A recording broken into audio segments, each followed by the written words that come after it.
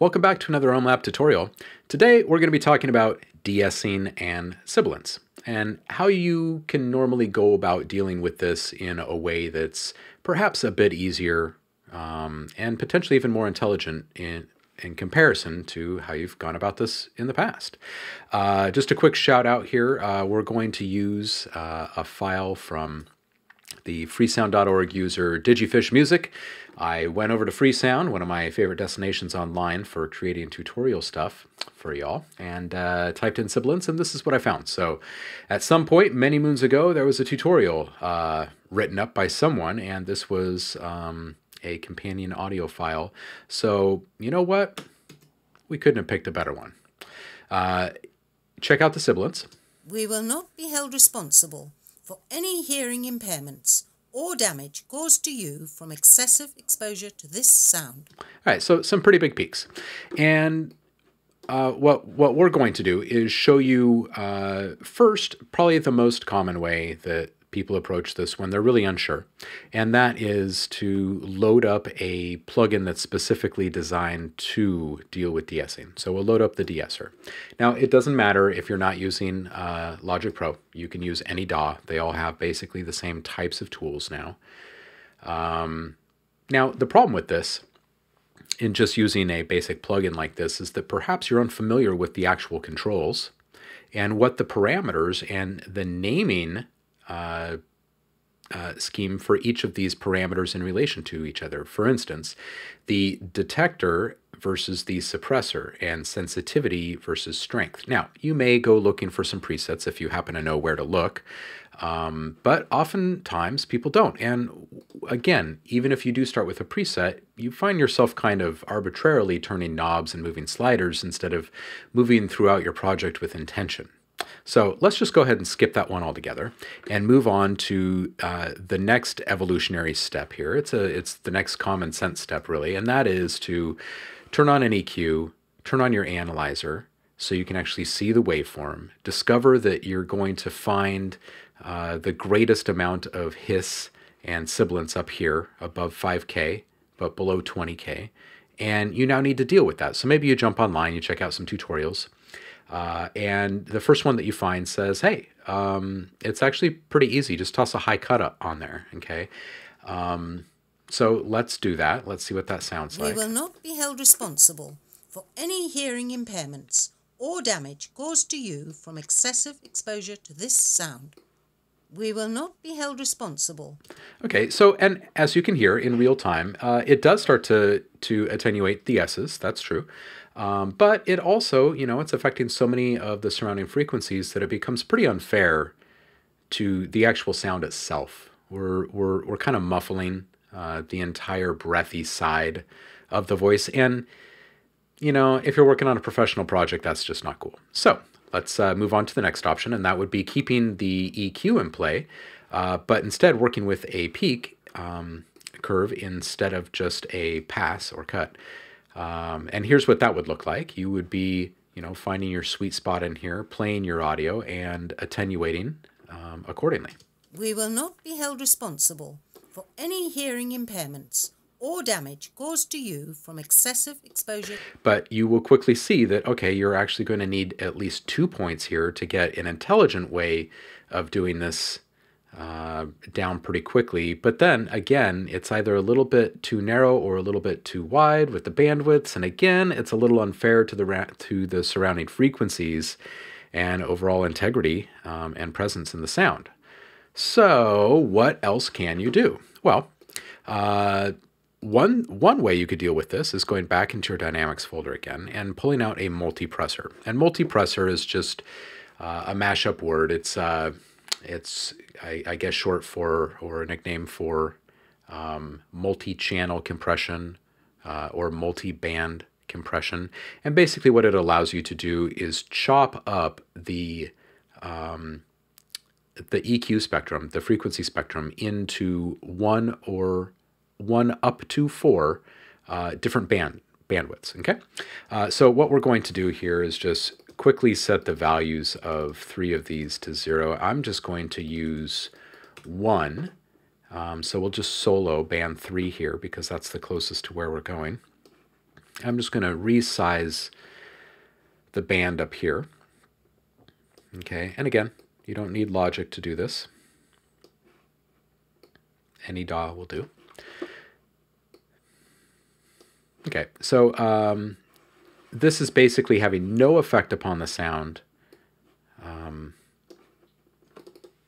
as of right now. So when we play it back, we will not be held responsible for any hearing impairments or damage. What we can do now is really zero in on just the sibilants themselves as best we can with one band. We will not be held responsible for any hearing impairments or damage caused to you from excessive exposure to this sound. We will not be held responsible for any hearing impairments or damage caused to you from... Okay, so let's just say that right around in there is really where we'd like to be for this. Okay, and let's go ahead and set our attack and release first.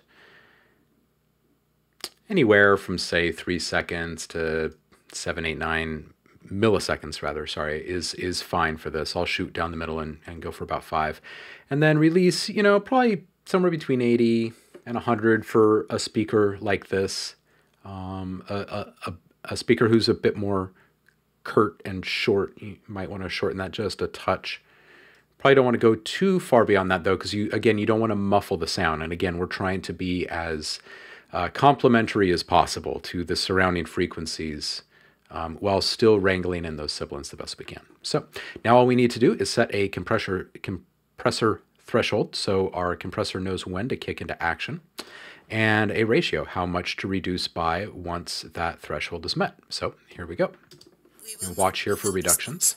For any hearing impairments or damage caused to you from excessive exposure to this sound.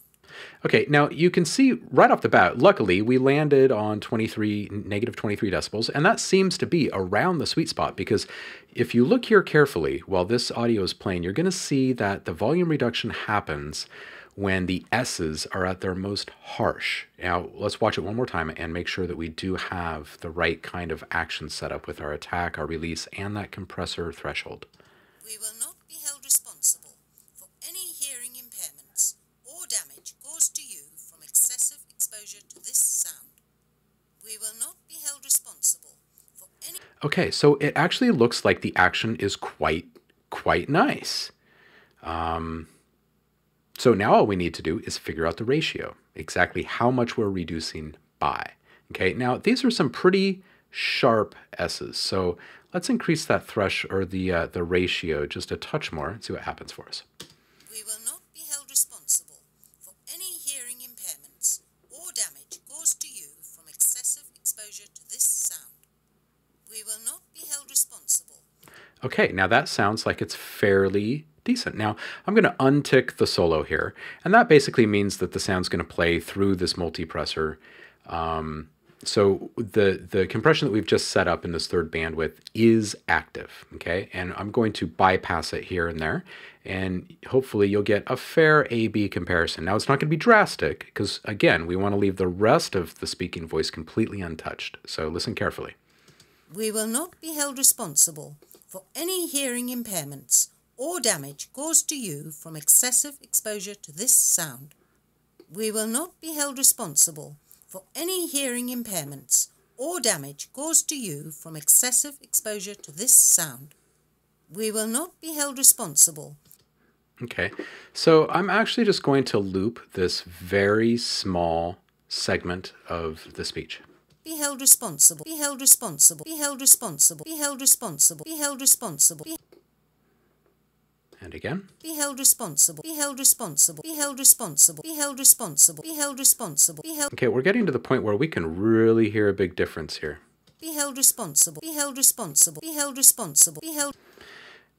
Yeah, and I'm thinking that that's just about right. Be held responsible, be held responsible, be held responsible, be held responsible, be held responsible, be held... Okay, so that's actually a pretty darn good example of just how easy it is to set up a multiband compressor to manage de-essing instead of spending so much time and energy dialing stuff in through EQ or with a De-Esser plugin that you may or may not be familiar with enough to get the most out of. So again, it's just as easy as toss on your multiband compressor. Make sure that you zero out the parameters for all of the other channels on that multipressor plugin, okay? That way, nothing else in the entire frequency spectrum is being affected at all, okay? Then solo the band that you would like to use and try to isolate the rogue frequencies the best you can, or your target frequencies the very best you can. Once you have them isolated in their own band, go ahead and set up your attack and release time so you get your responsiveness dialed in. Then set your compressor threshold. And there, at that moment, what you're trying to find is the best response time in relation to just the frequency attenuation that you want to achieve. Okay, so in other words, here we were looking for just those hard S's triggering the reduction. We didn't want to reduce anything but that, so we didn't drop the compressor threshold any lower.